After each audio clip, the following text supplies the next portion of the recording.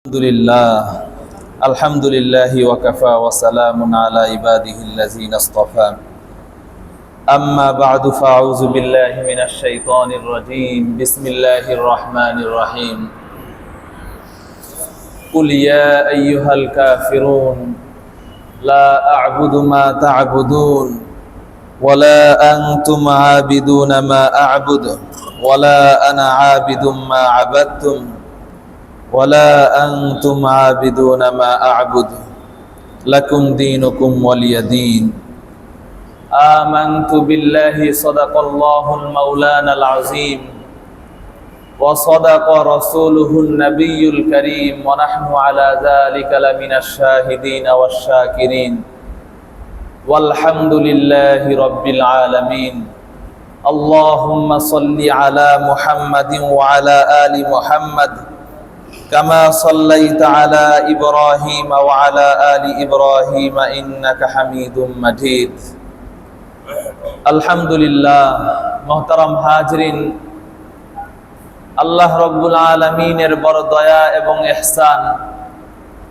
যে ধীরে ধীরে সপ্তাহে একদিন কিছু সময় আল্লাহ রব্বুল আলামিন আমাদেরকে দরসে কোরআন তাফসিরে কোরআনের মধ্যে বসে কোরআনের কিছু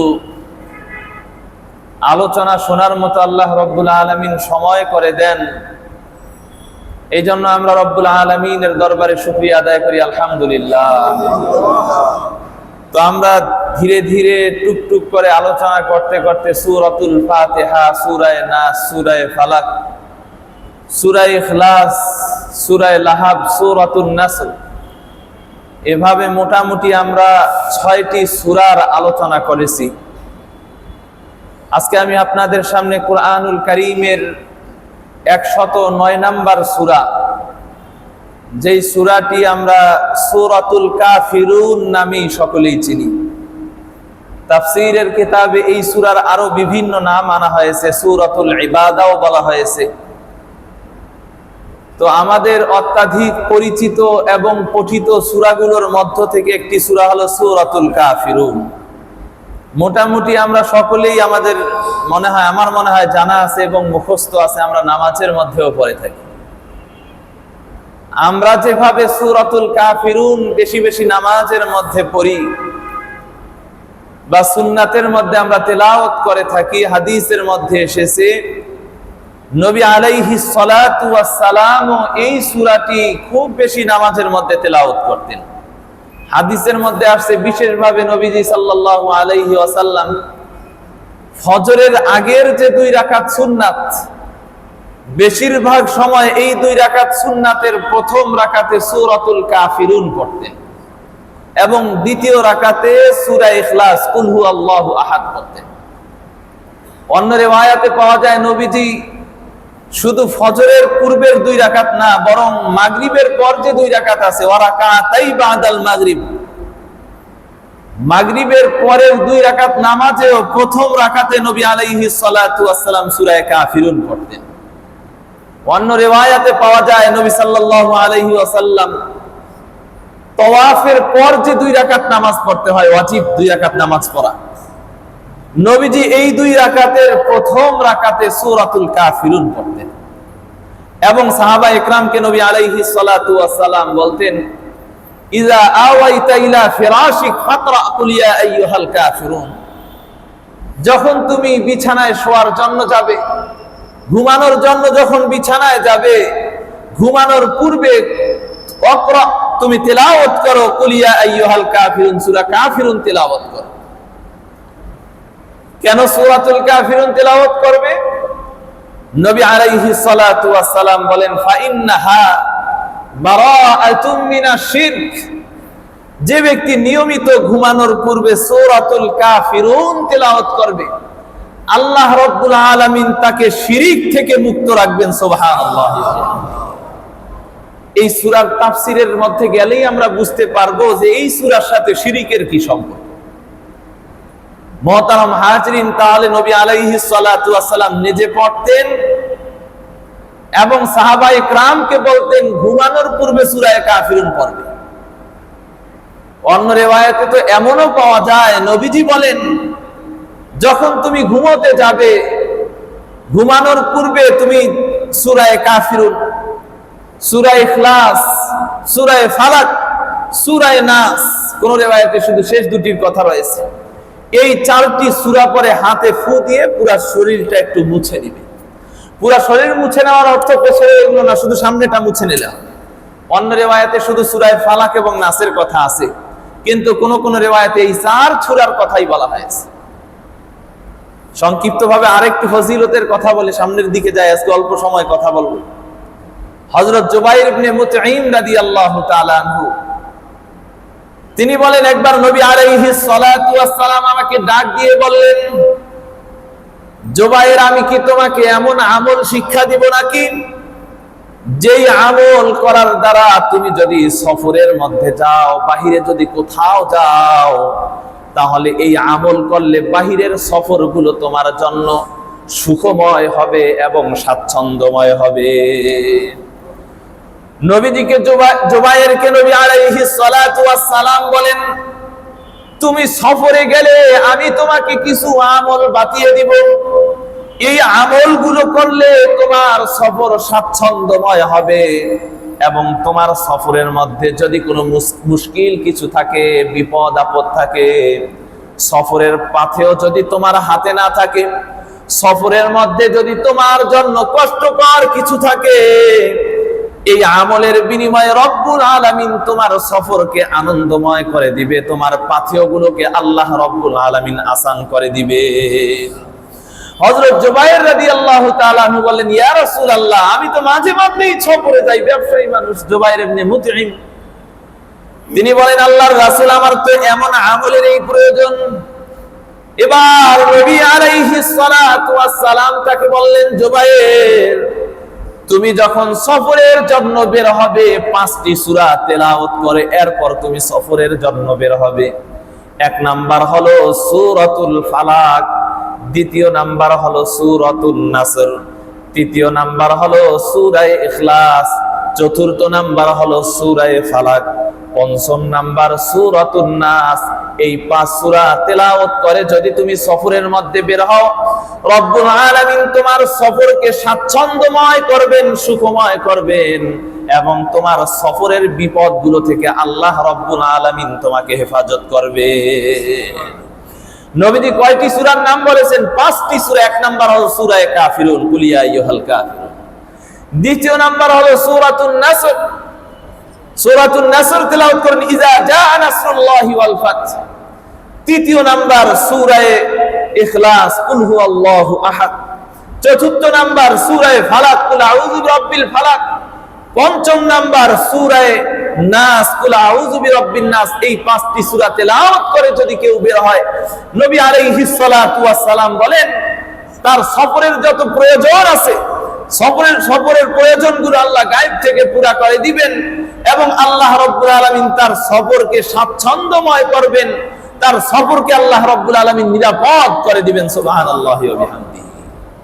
মুহতারাম হাজরিন, তাফসীরের কিতাবে এবং হাদিসের কিতাবগুলো খুললে সূরা কাফিরুনের অনেক ফজিলতের কথা পাওয়া যায়। মূলত আমি 2-1টি কথা বললাম, যেহেতু সূরা কাফিরুন নিয়ে আমাদের আলোচনা আসছে, এই জন্য সংক্ষিপ্তভাবে কয়েকটি ফজিলতের কথা বললাম। এই জন্য আমরা কমপক্ষে চেষ্টা করব ফজরের আগের 2 রাকাত সুন্নাত নামাজের মধ্যে নবীজি যেভাবে সূরা কাফিরুন বেশি বেশি তেলাওয়াত করতেন, আমিও সূরা কাফিরুন বেশি বেশি করে তেলাওয়াত করব। মাগরিবের পরের তেলাওয়াত নবী আলাইহিস সালাতু ওয়াস সালাম সূরা কাফিরুন পড়তেন, আমিও সূরা কাফিরুন প্রথম রাকাতে পড়লাম। আমার যদি নিয়ত থাকে নবীজি বেশি পড়তেন, আমিও বেশি পড়ি, ইনশাআল্লাহ তাআলা তেলাওয়াতের সওয়াবের সাথে সাথে নবীজির সুন্নাহর অনুসরণের কারণে আমি অতিরিক্ত সওয়াব পাবো ইনশাআল্লাহ তাআলা। মুহতারাম হাজরিন, 2য় নম্বরে আমরা সংক্ষিপ্তভাবে জানবো সূরা কাফিরুন আল্লাহ রাব্বুল আলামিন অবতীর্ণ করলেন কেন? সূরা কাফিরুন এই পৃথিবীতে আল্লাহ রাব্বুল আলামিন কেন নাযিল করলেন? অবতীর্ণ হওয়ার, সূরা নাযিল হওয়ার কারণ জানতে হলে, প্রেক্ষাপট জানতে হলে আমাদের নবী আলাইহিস সালাতু ওয়াস সালামের ওই জামানায় আবার ফিরে যেতে হবে। নবীজি সাল্লাল্লাহু আলাইহি ওয়াসাল্লাম যখন মানুষকে কালেমার দাওয়াত দিচ্ছিলেন, তাওহীদের দাওয়াত দিচ্ছিলেন, ধীরে ধীরে মক্কার মানুষগুলো আল্লাহর নবী সাল্লাল্লাহু আলাইহি ওয়াসাল্লামের দাওয়াত গ্রহণ করে মুসলমান হচ্ছিল। ধীরে ধীরে মক্কার লিডাররা দেখলো মক্কার মধ্যে যারা একটু বীর যোদ্ধা টাইপের, যারা সাহসিকতা যাদের রয়েছে, যাদেরকে দেখলে মানুষ একটু ভয় পায়, হামজা, উমার, এভাবে বড় বড় যারা একটু সাহসী লোক রয়েছে, তারা ধীরে ধীরে নবীজির কালেমা পড়ে মুসলমান হয়ে যাচ্ছে। এই জন্য মক্কার লিডাররা তারা চিন্তা করলো, এভাবে যদি চলতে থাকে তাহলে অচিরেই আমাদের এমন সময়ও দেখতে হবে যে এই মক্কার সব মানুষ মুসলমান হয়ে যাবে, আমাদের বাপ দাদার ধর্ম বলতে আর কিছুই থাকবে না। এই জন্য তারা চিন্তা করলো যে এভাবে মুহাম্মাদের কাছে তো আমরা অনেক ভাবে তাকে ঠেকানোর জন্য চেষ্টা করছি, হচ্ছে না। এই জন্য তারা নবী আলাইহিস সালাতু ওয়াস সালামের সামনে এসে বলে যে মুহাম্মদ দেখেন, আপনি এক ধর্মের দিকে আহ্বান করছেন, মানুষকে একটা নতুন ধর্মের দিকে আহ্বান করছেন। আমাদের বাপদাদাদের ধর্ম ভিন্ন, যার কারণে আপনার সাথে আমাদের অনেক দ্বিমত হয়ে যায়, অনেক ইখতিলাফ হয়ে যায়, বাকবিতণ্ডা হয়, বিতর্ক থেকে এক সময় মারামারির পর্যায়ে চলে যায়। তা আমরা চাচ্ছি আপনার সাথে একটা সমঝোতা হয়ে যাক। গত কয়েক জুমায়ও কিন্তু সমঝোতা গেছে, এটা হলো মুসলমানদের শক্তি হওয়ার পর। কিন্তু এখনো মুসলমানদের ওইভাবে শক্তি হয় নাই, মুসলমানরা এখনো মক্কাতেই আছে। জাহিরি ভাবে, বাহ্যিক ভাবে এখনো মুসলমানরা দুর্বলই আছে। কিন্তু এরপর মক্কার লিডারদের ভয়, যদি মুহাম্মদকে এভাবে চলতে দেয়া হয়, অচিরেই মক্কার মানুষগুলো মুসলমান হয়ে যাবে, আমাদের ধর্ম বলতে কিছুই থাকবে না। সুতরাং আমরা তার সাথে একটা সমঝোতা করি। নবী আলাইহিস সালাতু ওয়াস সালাম বললেন, তোমরা কি সমঝোতা করতে চাও? তো তারা নবী আলাইহিস সালাতু ওয়াস সালামকে প্রথম প্রস্তাব দিল, আপনি যেই ধর্মের উপর আমল করেন, আপনি যেই ইলার দিকে মানুষকে আহ্বান করেন, যেই রবের দিকে মানুষকে ডাকেন, ওই রবের ইবাদত করতে আমাদের কোনো সমস্যা নাই। আপনি যেই ইলার ইবাদত করেন, আমরাও আপনার ইলার ইবাদত করতে চাই। আপনি যেভাবে ধর্ম পালন করেন, আপনি যেভাবে বলেন, আমরা সেভাবেই আপনার ধর্ম পালন করতে চাই। কথাটা তো বড় সুন্দর। নবী আলাইহিস সালাতু ওয়াস সালামের সামনে এসে বড় সুন্দর একটা প্রস্তাব দিল, আপনার ধর্ম আপনি যেমনে পালন করতে বলবেন, আমরা মক্কার সব মানুষ আপনার ধর্ম ওইভাবেই পালন করব। তবে এখানে আমাদের একটা সমঝোতা হতে হবে, উভয় পক্ষ থেকে হতে হবে। আমাদের একটা কথা আছে না, ধর্ম যার যার, উৎসব সবার। ধর্ম যার যার, উৎসব সবার। নাউজুবিল্লাহি মিন যালিক। এটা হলো নতুন কথা না। মক্কার লিডাররা তখন নবীজিকেই প্রস্তাব দিছিল।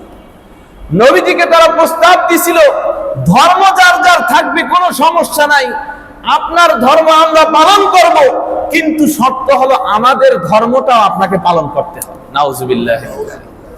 1 বছর আমরা আপনার ধর্ম পালন করব, আপনি যেমনে বলবেন আমরা অমনি ইবাদত করব। আপনি নামাজ পড়তে বললে আমরা নামাজ পড়ব, আপনি এক আল্লাহকে ডাকতে বললে আমরা এক আল্লাহকে ডাকবো, কোনো সমস্যা নাই। কারণ মক্কার মানুষগুলো আল্লাহকে মানতো না মানতো, আমরা শুরুতে আলোচনা করছি।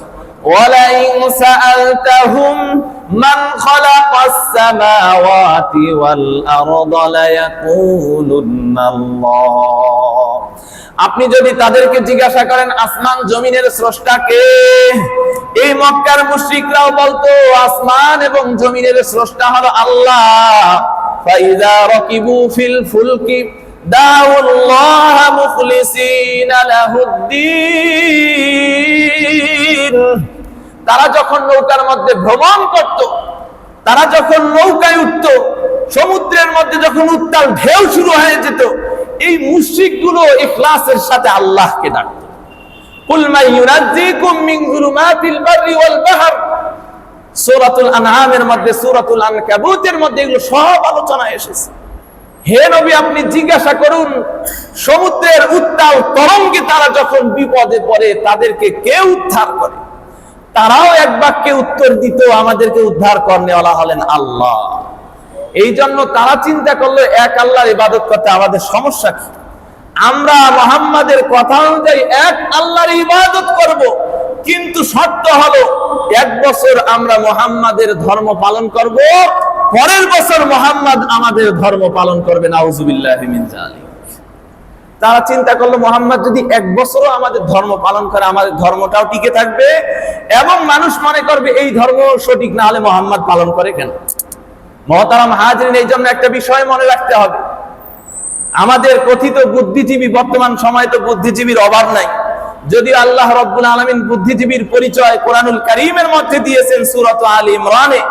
আমরা তো কোরআন ঘাটি না, দেখিও না বুদ্ধিজীবীর পরিচয় কি।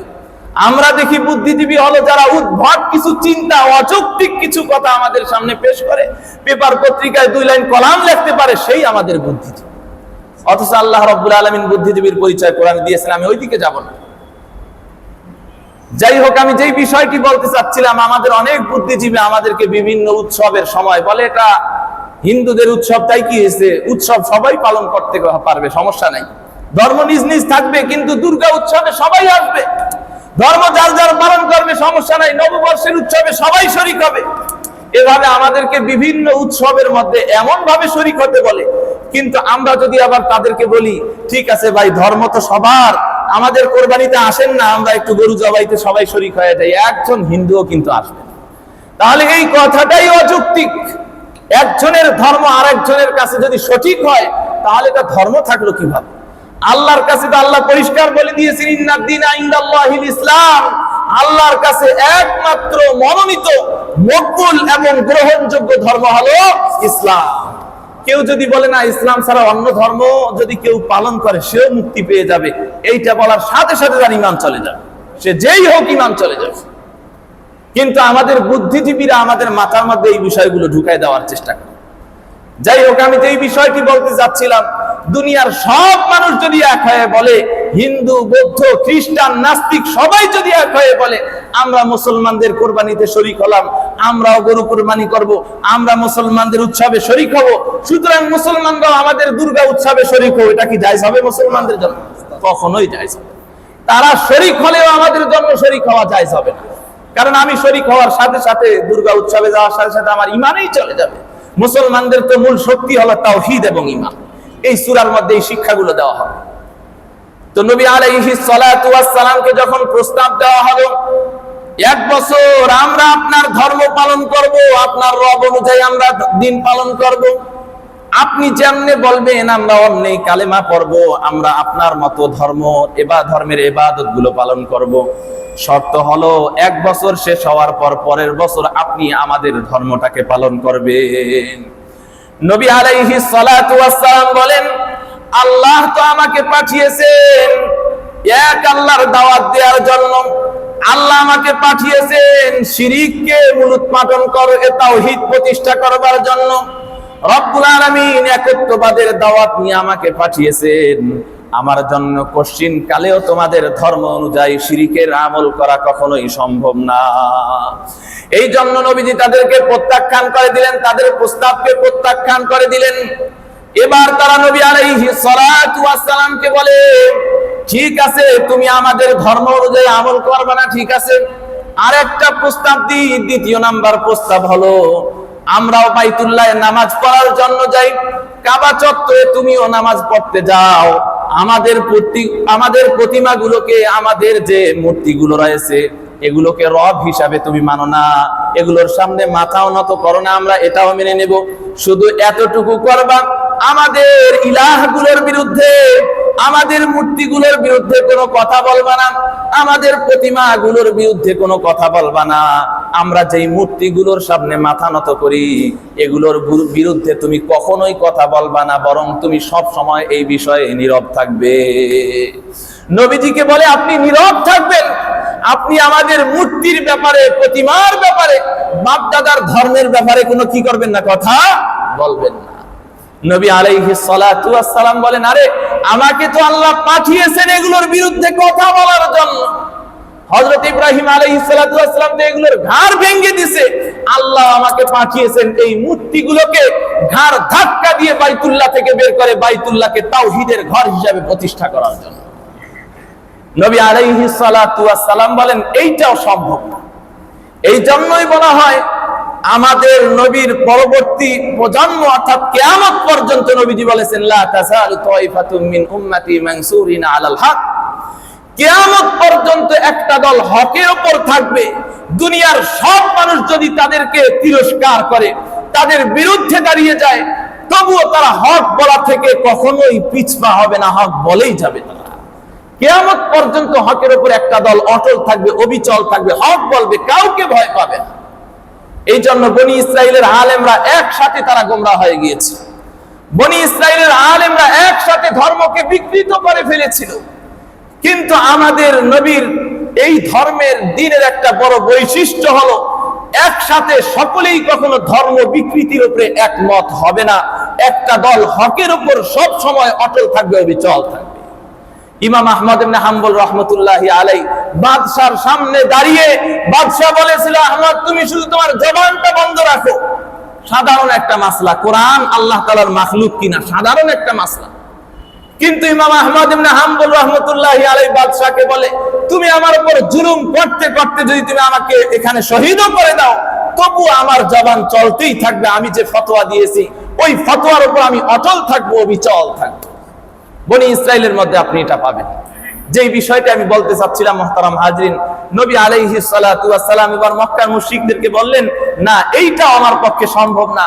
এবার মক্কার মুশরিকরা বলে যে তুমি যদি সম্পদ চাও আমরা তোমাকে সম্পদ দিব, তুমি যদি অর্থ চাও অর্থ দিব, ক্ষমতা চাইলে ক্ষমতা দিব, মক্কার মধ্যে তোমাকে রাজত্ব দান করব, মক্কার বাদশা হয়ে যাবে তুমি, আরবের মধ্যে তোমার শাসন চলবে, তুমি যদি সুন্দরী নারী চাও নারী এনে দেব, যা চাইবে সব কিছু দিব, কোনো কিছুই দিতে বাকি রাখবো না। শর্ত শুধু একটা, তোমার জবানটাকে বন্ধ রাখবে, আমাদের ধর্মের বিরুদ্ধে কোনো কথা বলবে না, বাপদাদার আদর্শের বিরুদ্ধে কোনো কথা বলবে না, আমাদের প্রতিমাগুলোর বিরুদ্ধে জবান খুলবে না। নবী আলাইহিস সালাতু ওয়াস সালাম যখন তাদেরকে আবারও প্রত্যাখ্যান করে দিলেন, আল্লাহ রাব্বুল আলামিন ওই মুহূর্তে কুরআনুল কারীমের 109 নম্বর আয়াত সূরাতুল কাফিরুন অবতীর্ণ করে দিয়ে বলেন, কুল ইয়া আইয়ুহাল কাফিরুন। আল্লাহ রাব্বুল আলামিন বলেন, হে নবী আপনি বলে দিন, ইয়া আইয়ুহাল কাফিরুন, এই কাফিররা, এই কাফিররা। কুরআনুল কারীমের মধ্যে আপনি কোথাও পাবেন না এভাবে ডাইরেক্ট বলা হয়েছে এই কাফের। কাফের বলা হয়নি, কোরআনের মধ্যে বলা হয়েছে ইন্নাল্লাযীনা কাফারু ওয়া মাতু, ইন্নাল্লাযীনা কাফারু ইয়া আইয়ুহান নাস উবুদু। কিন্তু ডাইরেক্ট আল্লাহ বলেন না এই কাফের, কিন্তু এখানে আল্লাহ বলছেন এই কাফেররা, কুল ইয়া আইয়ুহাল কাফিরুন, এই কাফেররা। আপনার মনে প্রশ্ন হয়, আল্লাহ তাআলা তো নবী আলাইহিস সালাতু ওয়াস সালামকে কোমল হৃদয় করে পাঠিয়েছেন। ফাবিমা রাহমাতিম মিনাল্লাহি লিনতা লাহুম ওয়ালাউ কুনতা ফাযযান গালিযাল কলবি লানফাদ্দু মিন হাওলিক। কোরআনের আয়াত। আল্লাহ তাআলার রহমে আল্লাহ রাব্বুল আলামিন আপনার হৃদয়কে নম্র করে দিয়েছেন, কোমল করে দিয়েছেন। ফাবিমা রাহমাতিম মিনাল্লাহি লিনতা লাহুম ওয়ালাউ কুনতা ফাযযান গালিযাল কলবি। যদি আপনি কঠোর হৃদয়ের অধিকারী হতেন, আপনার অন্তরটা যদি পাষাণ হতো, তাহলে এই মানুষগুলো আপনার পাশে আসতো না, আপনার থেকে দূরে সরে যেত। এরপর নবী আলাইহিস সালাতু ওয়াস সালামকে আল্লাহ তাআলা বলছেন, হে নবী আপনি এদেরকে এভাবে সম্বোধন করেন, এই কাফের। কেন বললেন? এবং কোরআনুল কারীমের সর্বশেষ সম্বোধন সূচক আয়াত হলো এই সূরার মধ্যে। এরপর আর ইয়া আইয়ুহা বলে কোনো কথা নাই। ইজা জা নাসরুল্লাহ পড়েন, তাব্বাত ইয়াদা আবি লাহাব পড়েন, কুল হুয়াল্লাহু আহাদ পড়েন, কুল আউযু বিরাব্বিল ফালাক পড়েন, কুল আউযু বিরাব্বিন নাস পড়েন, কোথাও ইয়া আইয়ুহা নাই। ইয়া এটা আরবিতে সম্বোধন, আহ্বান সূচক। কাউকে আহ্বান করার জন্য বলা হয় ইয়া, হে, আরবিতে বলা হয়। এটাই হলো সর্বশেষ আহ্বান সূচক বাক্য। আবার কোরআনুল কারীমের সূরাতুল বাকারার মধ্যে আল্লাহ রাব্বুল আলামিন সর্বশুরু এবং শুরুতেই আল্লাহ তাআলা বলেছেন ইয়া আইয়ুহান নাস। দুই জায়গায় আল্লাহ রাব্বুল আলামিন আহ্বান সূচক বাক্য ব্যবহার করেছেন। একটা হলো সূরাতুল বাকারার একেবারেই শুরুর দিকে, অর্থাৎ 3 নম্বর পৃষ্ঠায়। এখানে আল্লাহ রাব্বুল আলামিন বলেছেন ইয়া আইয়ুহান নাস উবুদু। আবার সর্বশেষ ইয়া আইয়ুহাল কাফিরুন। দুইটার মাঝে সম্পর্ক কি? ওখানেও আল্লাহ তাআলা ইয়া আইয়ুহান নাস বলছেন, এখানে আল্লাহ রাব্বুল আলামিন ইয়া আইয়ুহাল কাফিরুন বললেন। এখানে আল্লাহ রাব্বুল আলামিন ডাইরেক্ট কাফের বলে কেন সম্বোধন করলেন? মুহতারাম হাজরিন, এই বিষয়গুলো নিয়ে প্রথম ইয়া আইয়ুহান নাস, ইয়া আইয়ুহাল কাফিরুন, মাঝখানে অনেক দীর্ঘ আলোচনা রয়েছে। কুরআনুল কারীমের বিভিন্ন আয়াতকে আমরা সামনে রেখে এই বিষয়টি মিলানোর চেষ্টা করব। সর্বপ্রথম আহ্বান সূচক বাক্য এবং সর্বশেষ আহ্বান সূচক বাক্যের মাঝে কি সম্পর্ক রয়েছে, ইনশাআল্লাহ তাআলা আল্লাহ তাআলা যদি তৌফিক দান করেন, আগামী আলোচনায় আমরা এই বিষয়গুলো এবং সূরা কাফিরুনের তাফসীর নিয়ে আমরা সামনের দিকে আলোচনা চলে যাব ইনশাআল্লাহ তাআলা। ওয়া মা তাওফীকি ইল্লা বিল্লাহ। আমরা দরুদ শরীফ পড়ি, আল্লাহুম্মা সাল্লি আলা মুহাম্মাদিন ওয়া আলা আলি মুহাম্মাদ কামা সাল্লাইতা আলা